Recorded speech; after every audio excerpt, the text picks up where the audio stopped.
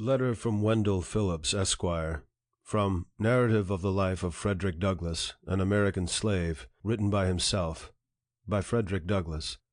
Letter from Wendell Phillips, Esquire. Boston, April 22nd, 1845. My dear friend, you remember the old fable of the man and the lion, where the lion complained that he should not be so misrepresented when the lions wrote history. I am glad the time has come when the lions write history. We have been left long enough to gather the character of slavery from the involuntary evidence of the masters. One might indeed rest sufficiently satisfied with what, it is evident, must be, in general, the results of such a relation, without seeking farther to find whether they have followed in every instance. Indeed, those who stare at the half-peck of corn a week, and love to count the lashes on the slave's back, are seldom the stuff out of which reformers and abolitionists are to be made. I remember that, in 1838, many were waiting for the results of the West India experiment before they could come into our ranks. Those results have come long ago, but alas, few of that number have come with them as converts. A man must be disposed to judge of emancipation by other tests than whether it has increased the produce of sugar, and to hate slavery for other reasons than because it starves men and whips women before he is ready to lay the first stone of his anti-slavery life. I was glad to learn, in your story, how early the most neglected of God's children waken to a sense of their rights and of the injustice done them.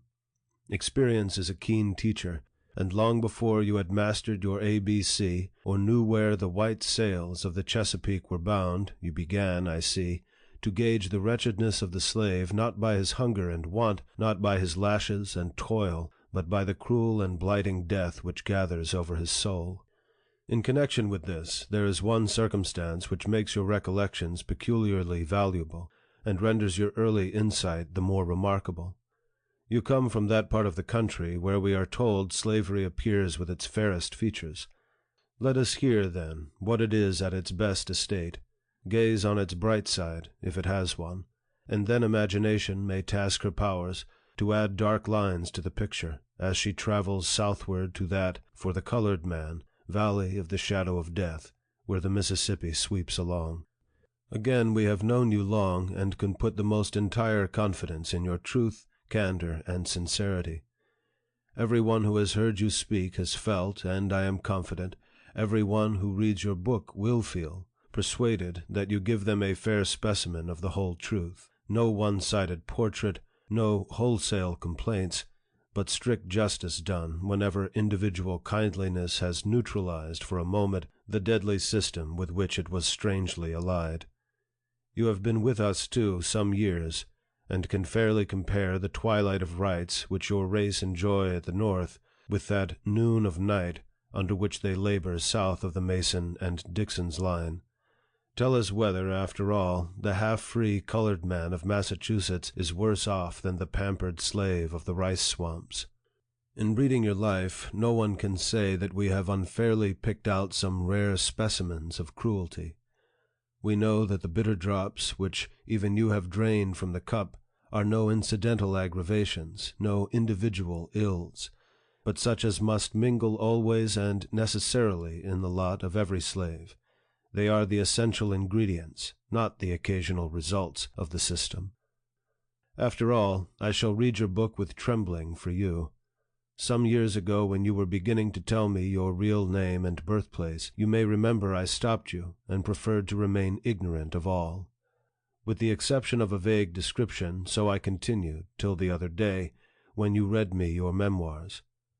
I hardly knew at the time whether to thank you or not for the sight of them, when I reflected that it was still dangerous in Massachusetts for honest men to tell their names. They say the fathers, in 1776, signed the Declaration of Independence with the halter about their necks. You, too, publish your Declaration of Freedom with danger compassing you round. In all the broad lands which the Constitution of the United States overshadows, there is no single spot, however narrow or desolate, where a fugitive slave can plant himself and say, I am safe. The whole armory of Northern law has no shield for you. I am free to say that, in your place, I should throw the manuscript into the fire. You perhaps may tell your story in safety, endeared as you are to so many warm hearts by rare gifts, and a still rarer devotion of them to the service of others. But it will be owing only to your labors and the fearless efforts of those who, trampling the laws and constitution of the country under their feet, are determined that they will hide the outcast, and that their hearths shall be, spite of the law, an asylum for the oppressed, if, sometime or other, the humblest may stand in our streets, and bear witness in safety against the cruelties of which he has been the victim. Yet it is sad to think that these very throbbing hearts, which welcome your story, and form your best safeguard in telling it, are all beating contrary to the statute in such case made and provided.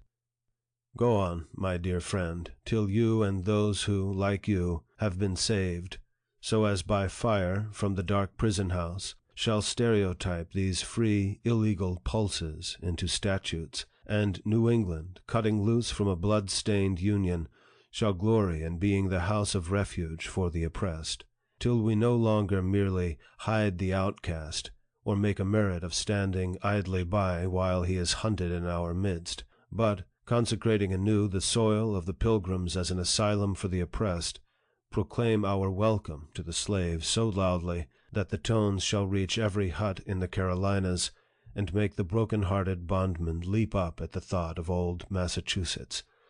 God speed the day. Till then and ever, yours truly, Wendell Phillips. End of Letter from Wendell Phillips, Esquire,